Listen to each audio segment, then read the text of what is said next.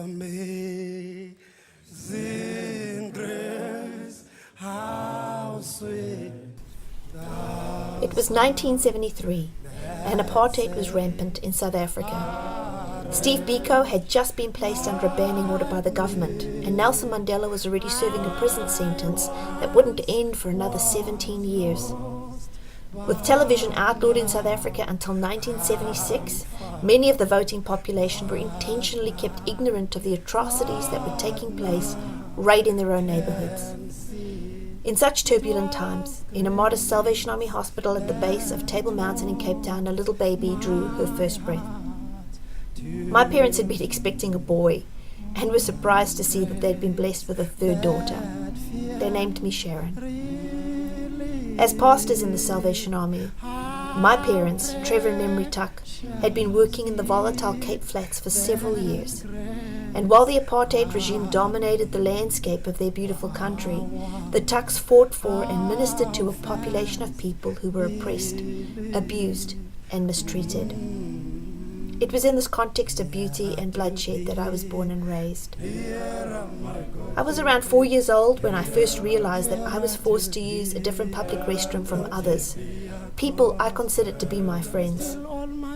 I wasn't allowed to go to the same public swimming pool and beaches or even attend the same school, and they in turn were forbidden from entering my world. The only place I felt that the world was right was at our church.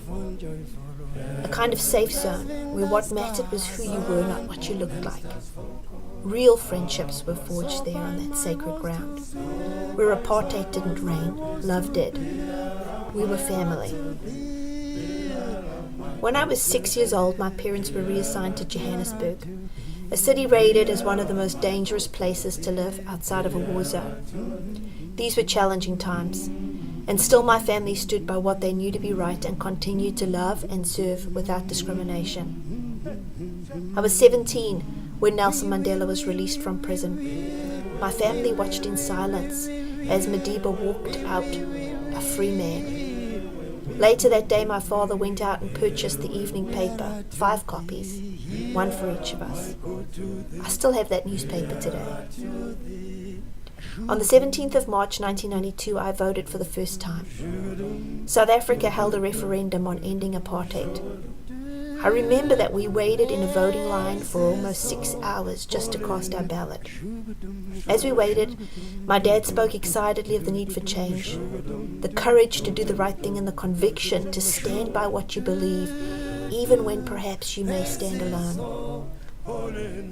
While this referendum was limited to white South African voters only, enough of the apartheid system had been exposed, and the vote was a resounding yes. Change was coming. The stamp I received in my identity document that day, as proof that I had voted, still speaks to me of those lessons and challenges me to never forget that God calls us all to have the courage to stand by our convictions, no matter our context. I left South Africa 7 years later as a wife and mother of 2 children. After marrying a Canadian and serving in the Cape Flats together for 3 years, God called us to the United States. In answer to that call, we are obediently followed. But we left our hearts in a country that is still in the process of healing. My parents, although retired, still work and serve in South Africa in a community where abuse and poverty is rife.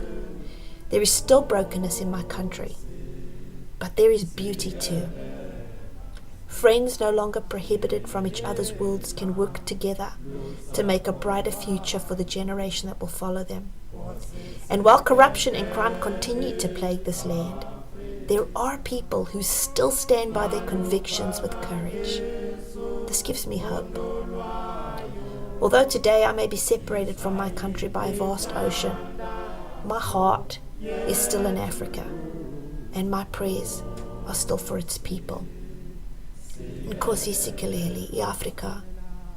God bless Africa.